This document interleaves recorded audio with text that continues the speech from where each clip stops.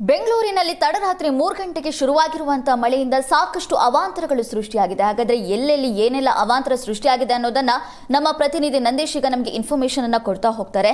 ನಂದೇಶ್, ತಡರಾತ್ರಿ 3 ಗಂಟೆಗೆ ಶುರುವಾಗಿರುವಂತಹ ಮಳೆಯಿಂದಾಗಿ ಮಹಾನಗರಿಯಲ್ಲಿ ಏನೆಲ್ಲ ಅವಾಂತರಗಳು ಸೃಷ್ಟಿಯಾಗಿತ್ತು, ಸದ್ಯ ಬೆಂಗಳೂರಿನ ಪರಿಸ್ಥಿತಿ ಏನಿದೆ?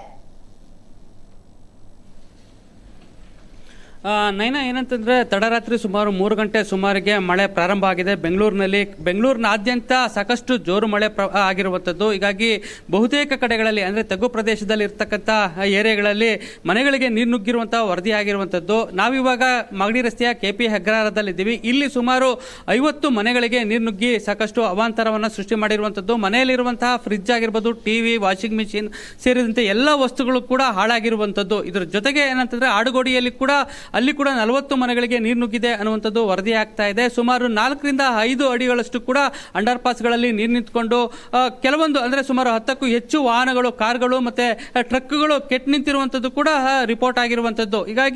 ಈಗಾಗಲೇ BBMP ಕಂಟ್ರೋಲ್ ರೂಮ್ನಲ್ಲೂ ಕೂಡ ಸಾಕಷ್ಟು ಸಿಬ್ಬಂದಿಗಳು ಬೆಳಗ್ಗೆ 5:05ವರೆಗೆ ಕೂಡ ಸಾಕಷ್ಟು ಸಿಬ್ಬಂದಿಗಳನ್ನ, ಹೆಚ್ಚುವರಿ ಸಿಬ್ಬಂದಿಗಳನ್ನ ಕರೆಸ್ಕೊಂಡಿರುವಂಥದ್ದು ಅಧಿಕಾರಿಗಳು. ಯಾಕೆಂತಂದ್ರೆ ನಿನ್ನೆಯಿಂದಲೇ ಕೂಡ ಅಧಿಕಾರಿಗಳು ಮತ್ತೆ ಸಿಬ್ಬಂದಿಗಳಿಗೆ ಸೂಚನೆಯನ್ನ ಕೊಡಲಾಗಿತ್ತು. ಯಾಕೆಂದ್ರೆ ಮುಂದಿನ 5 ದಿನಗಳಲ್ಲಿ ಬೆಂಗಳೂರಿನಾದ್ಯಂತ ಸಾಕಷ್ಟು ಜೋರು ಮಳೆ ಆಗುತ್ತೆ, ಎಲ್ಲೋ ಅಲರ್ಟ್ ಕೂಡ ಘೋಷಣೆ ಮಾಡಿರುವಂತದ್ದು.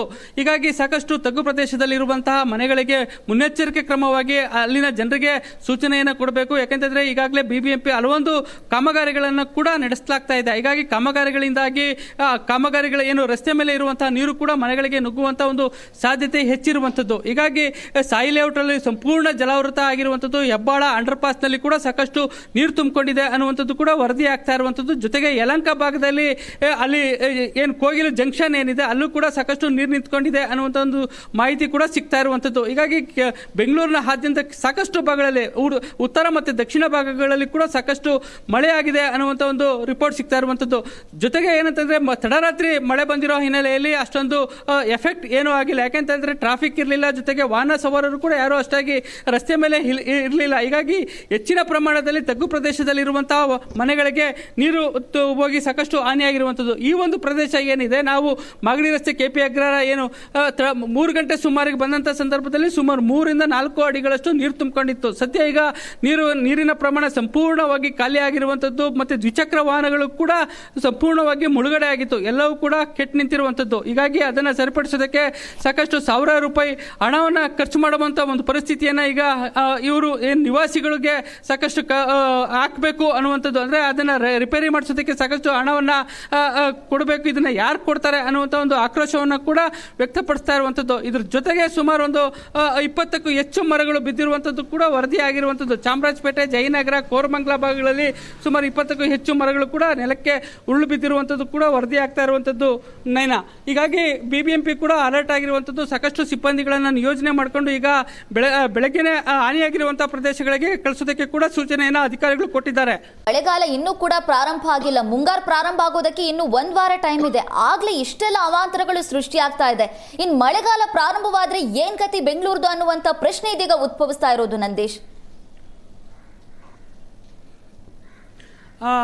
ಏನಂತಂದ್ರೆ ಈಗ ಬ್ರ್ಯಾಂಡ್ ಬೆಂಗಳೂರು ಮಾಡ್ತೀವಿ ಅನ್ನುವಂಥ ಒಂದು ಹೆಸರನ್ನ ಇಟ್ಕೊಂಡು ಸರ್ಕಾರ ಅಧಿಕಾರಿಗಳು DCM DK ಶಿವಕುಮಾರ್ ಕೂಡ ಏನಪ್ಪ ಬೆಂಗಳೂರನ್ನ ಬ್ರ್ಯಾಂಡ್ ಬೆಂಗಳೂರು ಮಾಡ್ತೀವಿ ಅನ್ನುವಂಥ ಒಂದು ಯೋಜನೆಯನ್ನು ಹಾಕೊಂಡು ಹೊರಟಿದ್ದಾರೆ. ಅದಕ್ಕೆ ಏನು ನಿವಾಸಿಗಳು ಸಾಕಷ್ಟು ಆಕ್ರೋಶವನ್ನು ವ್ಯಕ್ತಪಡಿಸ್ತಾ ಇರುವಂಥದ್ದು. ಯಾಕೆಂತಂದ್ರೆ ಈಗ ಮಳೆಗಾಲ ಪ್ರಾರಂಭ ಆಗ್ತಾ ಇದೆ, ಸಾಕಷ್ಟು ಅಭಿವೃದ್ಧಿ ಕೆಲಸ ಕಾರ್ಯಗಳು ಕುಂಠಿತಗೊಳ್ತಾ ಇದೆ. ತಗ್ಗು ಪ್ರದೇಶಗಳಿಗೆ ನೀರು ಬರೋದನ್ನ ತಡೀರಿ ಫಸ್ಟ್ ಅನ್ನುವಂಥ ಒಂದು ಎಚ್ಚರಿಕೆಯನ್ನು ಸರ್ಕಾರಕ್ಕೆ ಕೊಡ್ತಾ ಇರುವಂಥದ್ದು. ಯಾಕೆಂತಂದ್ರೆ ಸಾಕಷ್ಟು ಅಂದ್ರೆ ಈಗಲೇ ಅಂದ್ರೆ ಇನ್ನು ಮುಂಗಾರು ಪ್ರಾರಂಭಕ್ಕೆ ಇನ್ನೂ 1 ವಾರ ಬಾಕಿ ಇರೋದೆ. ಈಗಾಗಲೇ ಮಳೆ ಕೂಡ ಸಾಕಷ್ಟು ಜೋರು ಪ್ರಮಾಣದಲ್ಲಿ ಆಗ್ತಾ ಇರುವಂಥದ್ದು. ಮುಂದಿನ 5 ದಿನಗಳ ಕಾಲ ಸಾಕಷ್ಟು ಮಳೆ ಆಗುತ್ತೆ ಅನ್ನುವಂಥ ಒಂದು ಮುನ್ನೆಚ್ಚರಿಕೆಯನ್ನು ಕೂಡ ಹವಾಮಾನ ಇಲಾಖೆಯವರು ಕೊಟ್ಟಿರುವಂಥದ್ದು. ಇದ್ರ ಮಧ್ಯೆ ಕೂಡ ತಡರಾತ್ರಿ ಸಾಕಷ್ಟು ಜೋರು ಮಳೆ ಆಗಿರೋ ಹಿನ್ನೆಲೆಯಲ್ಲಿ ಸರ್ಕಾರ ಕೂಡ ಅಧಿಕಾರಿಗಳು, ಈಗ BBMP ಅಧಿಕಾರಿಗಳು ಕೂಡ ಎಚ್ಚೆತ್ತುಕೊಂಡು ಕಾರ್ಯಪ್ರವೃತ್ತರಾಗಿ ಕೆಲಸವನ್ನ ಮಾಡಬೇಕಾಗಿದೆ. ನೈನಾ, ನಾಗರಿಕರು ಹೇಳ್ತಾ ಇರೋದನ್ನ ಕೇಳ್ತಾ ಇದ್ರೆ ಪ್ರತಿ ವರ್ಷ ಕೂಡ ಇದೇ ರೀತಿಯಾದಂತಹ ಸಮಸ್ಯೆ ಬೆಂಗಳೂರಿನಲ್ಲಿ ನಡೀತಾ ಇದೆ ಅನ್ನೋದನ್ನ ಹೇಳ್ತಾ ಇದ್ದಾರೆ.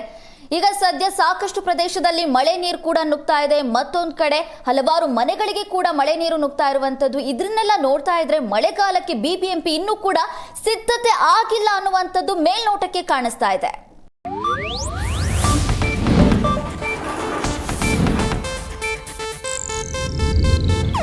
ಇದು ಏಷ್ಯಾನೆಟ್ ನ್ಯೂಸ್ ನೆಟ್ವರ್ಕ್ ಪ್ರಸ್ತುತಿ.